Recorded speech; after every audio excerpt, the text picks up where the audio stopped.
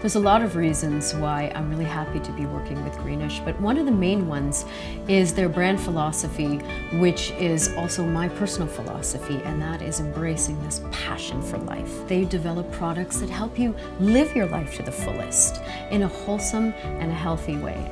And Greenish products are really those that I trust, and I trust that you'll trust them as well, because it's all about living your life to the fullest.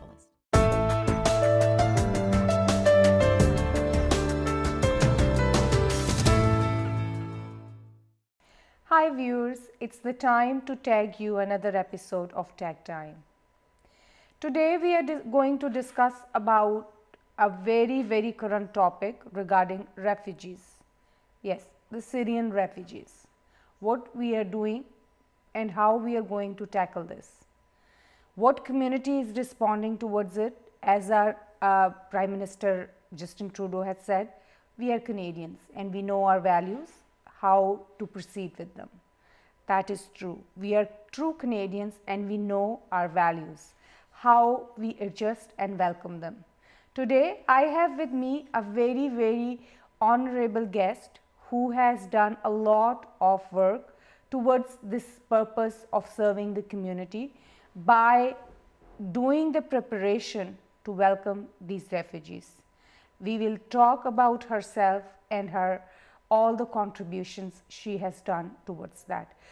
Her name is Mehereen Bhaijiwala. Hello. Welcome to our show. Thank you. Thank you for having me here. Mehereen, as I said, I would like our viewers to know a little bit about you. What are you doing and how you ended up where you have ended up?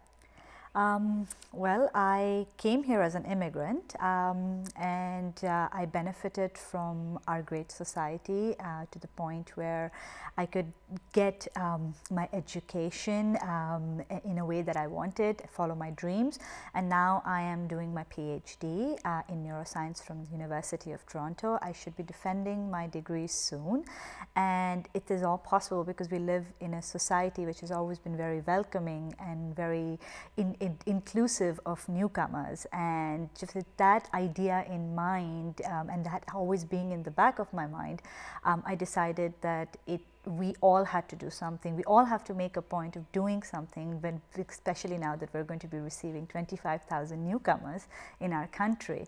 And I think this is a historical moment for us Canadians. I think every Canadian has to decide where it is that they stand on this issue and whether and what they can do about it. And it can be anything. It could be just being nice to a newcomer on the train, or to actually be welcoming them when they come to our cities and our towns, or actively doing something to make them feel welcome. And it's with this desire that I joined a grassroots movement which literally started off Facebook, which is called the Clothing Drive, where people from all over Toronto, all over the GTA came together for a clothing drive for the newcomers.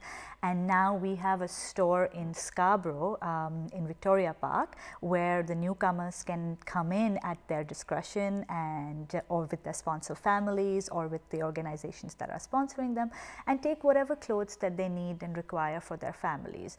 So that's in Scarborough. So that is all set up, and now what I'm doing currently is trying to establish a similar idea in the Peel region, because think about it, for the families who would be coming to Brampton or Mississauga, going all the way to Scarborough might not be a feasible option, especially if they're new to the country. I mean, it's difficult for us to go to Scarborough, and I've lived here pretty much now for the last 20 years.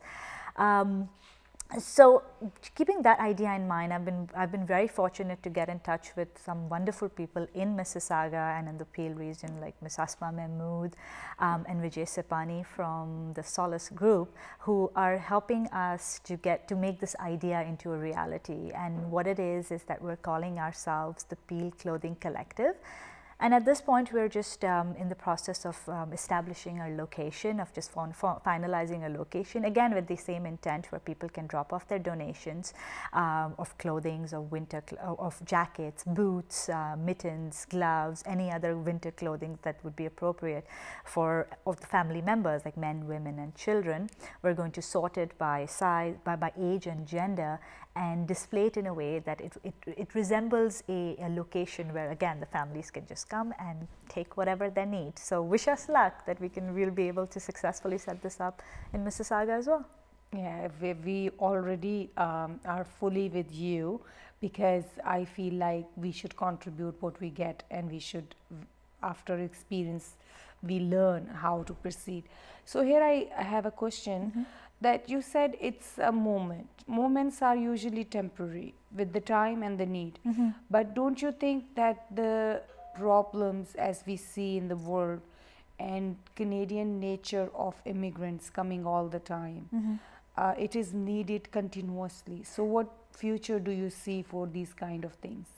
The aspect that I'm working on, it works with the movement because it's a transient need. I mean, these people, the newcomers, when they come in, their immediate needs and requirements would be clothing, just to get them started. So that's the small piece that we are looking at currently. But you're absolutely correct. This needs to be an ongoing movement, just to get them habituated to the Canadian way of life, to get themselves acclimatized to the weather, just the way society works, is definitely going to be an ongoing process. And I think that's when, but that doesn't need to be a movement. Anybody can actually do it. I mean, if you know that you're going to have a neighbor who's a refugee, maybe you could just step out, go out of your way to help them do grocery shoppings. And also keep in mind that a majority of these people have lived in cities, and they come from backgrounds where this will not be as new to them. Once they get over the initial acclimatization, there is an expectation that a majority of these people will fit right in, because they lived a life where they went to work, they sent their kids to schools, they have school systems which are very similar to ours. So it's just a matter of them adjusting, you know, I mean, or if you're in school and, you know, you see a family who you know is new, who's just come in, and you can tell, you can just maybe help them out understand how the school system works. I mean, it's these little kindnesses, it's these tiny, tiny things that can help, you know, I mean, anybody settle in. And this is something that can go, it's an experience that we've all been through. So, I mean, why not pass it forward? I mean, you and I, we know what it's like to be in a new country. Why not use what we have learned to help somebody who's coming in from, you know, from such horrible and such conflicting circumstances? I mean, I mean, as a mother, I mean, the thought that, you know, there are some of these parents, they've seen so much destruction. No parent wants that for their child, and we are getting in families, and what they want immediately is to give their children a better future, and that resonates with every Canadian, that resonates with everybody, that resonates with every parent. So, I mean, if you can, whatever you can do, you know, I mean, even if it's a small step up, even just a smile. So just to let them know that they're welcome would go a long way. You have done, you're doing your PhD in neuroscience. Right. So how were you motivated to end up doing the activism you're doing? What were the conditions, or what were the thoughts which promotes you towards that direction?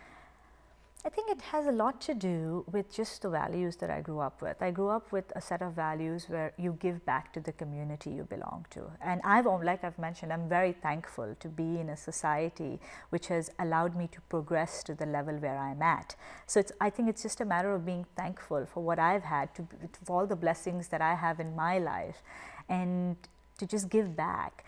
How my degree has helped me is that it's made me much more compassionate. Like, I work with children with neurodevelopmental disorders, and it's just made me very aware of the struggles, you know, of families and of parents, and just generally, I mean, even when everything is in order, when you don't have to worry about the food on your table, or you don't have to worry that somebody is going to, like, you know, destroy your house, even then we struggle with daily life.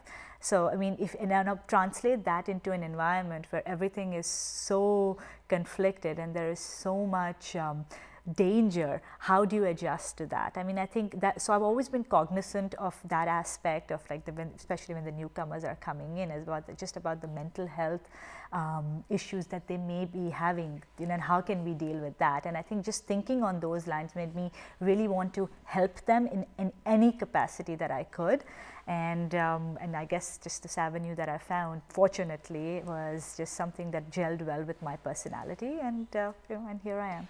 So far, your task is very difficult, and I feel like it's very, very hard to engage people and to have certain kind of idea that you are not, they are not the beggars. They are decent people who need decent kind of things.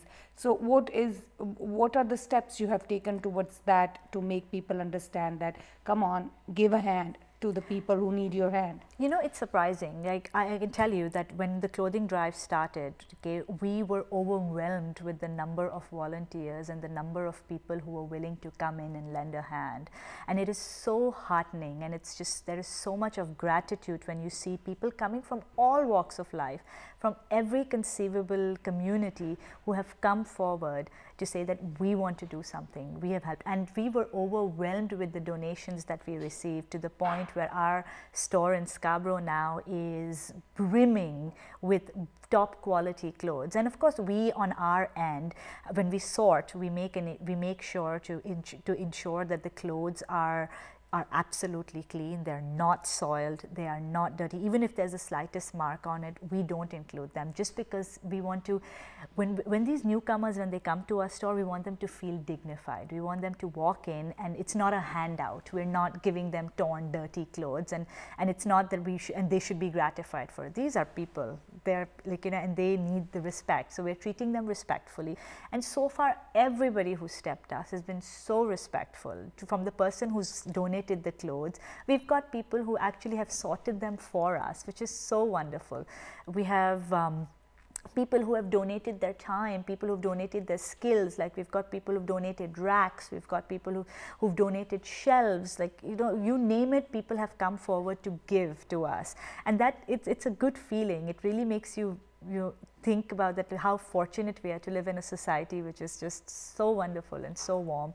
And we hope to replicate that in Mississauga. We are really counting on the generosity of the people in the Peel region to help us set up something similar, a store like that in Mississauga, where we can do and provide the same level of service to the newcomers coming to our region.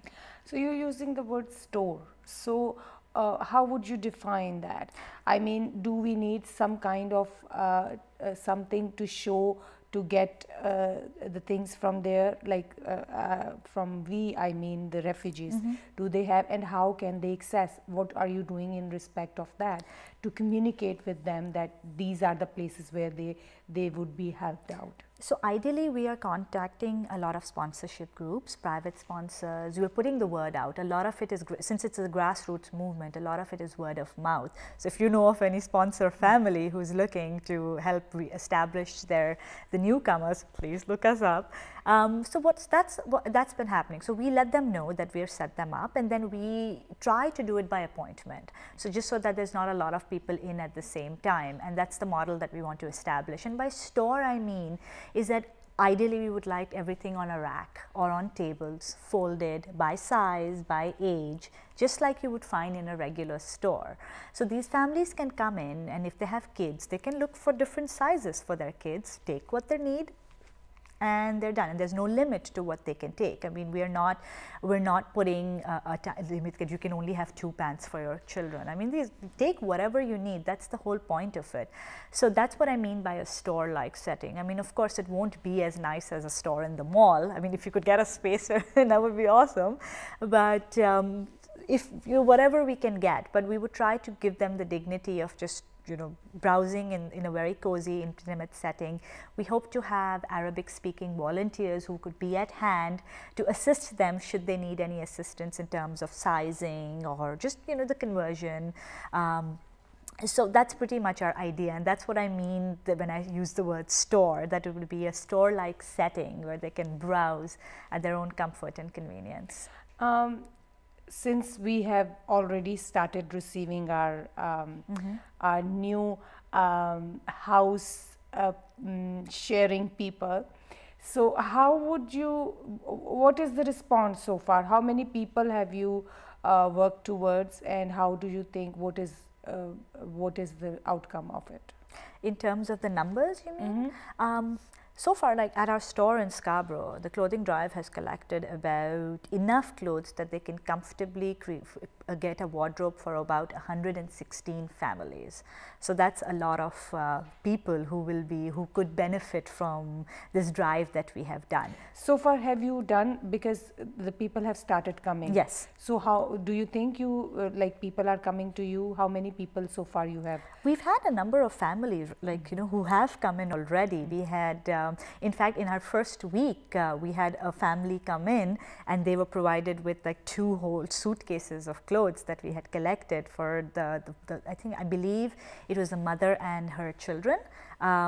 So yeah, I mean, and I think I personally have not had the fortune of interacting directly with the family who's come in, and I hope to do that once we do set up in Peel region, and I think that would be the most gratifying moment. I mean, when you actually see our families walk in, and then they see how we welcome them, and then just, I don't know, I mean, I think that moment is what I'm working towards, and that moment would be my reward, as they say, in doing this. Of course, once you put yourself so much into something, you want to see the results, you want to have something productive coming out of it. So coming from there, I would like to know that you are very passionate towards your community, and you're working so hard. So what are your goals for the future? How would you like to proceed? What do you see? What do you want to do?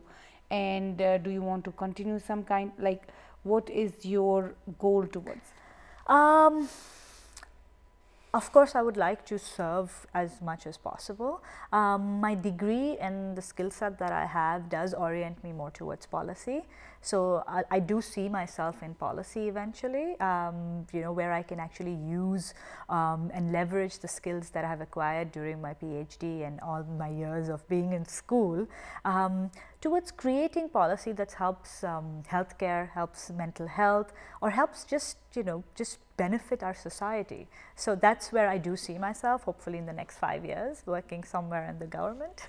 But let's see. But of course, I mean, even if I'm not, I mean, I would like to do as much as I can for the community that I'm part of, and why wouldn't I do that? And I wouldn't need to be employed to be doing that. I can just do that on my time as well. So yeah. And what are the difficulties you feel to engage yourself serving community, the most vital difficulties you see and you have been through? In doing community service, Yes. I would honestly, this has been my first foray into actively doing community service. All the others have often just been on a personal level. I think I'm learning a lot, like, with this, just trying to set up our store in Mississauga. Like it is, I'm learning the ropes. I'm learning just understanding how much communication requires a constant feedback. I mean, I think I'm just amazed at the tenacity of people who do this on a regular basis, about how on the ball they have to be and to do the coordination. And that is something that I mean, if you're not good at that, if it's something that you are uncomfortable with, then doing service and doing community service on a broader scale will become difficult, because you need to have a skill to interact with people. You need to be good at just, getting what you want or asking what you want with the least amount of words, because people just don't have the time to read a lot. And I think that's a skill, and it's a learning curve. I mean, it's something that anybody can do, but it definitely requires you to be cognizant about these things, because people don't have time. People want to help, but they're not going to do it like, if you're sending them a 3-page document, for example. So I think the skill is to learn, and again, it's something that I'm learning now, is to how to say what I want in the quickest and the most efficient way, and how to connect to the right people. So I think that's definitely a difficulty, but it's a challenge. Yes, it is. Thank you very much, Mehereen. My pleasure. It's been a pleasure talking to you. Thank you. Viewers, I would like to comment something here which is very important. Community needs the experience you have been through to know. They want to do a lot for each other, because this is how our core Canadian values are put on. Come forward and participate in the system. Give a hand to the person who is new, does not know, because you have already been through and you know a lot. By helping each other, we can bring out a very, very healthy society. Our Prime Minister Trudeau has taken very courageous steps towards it. He has done a lot for the Syrians, as we can see. He has done the work of providing a kit where what made me really happy to see was the rights of the individual and the right of the children were included into that. So for you to knowing is very important, knowing your rights, knowing the rights of others. That is how we come along with each other in a healthy atmosphere. With these words, I thank you for watching TAG TV.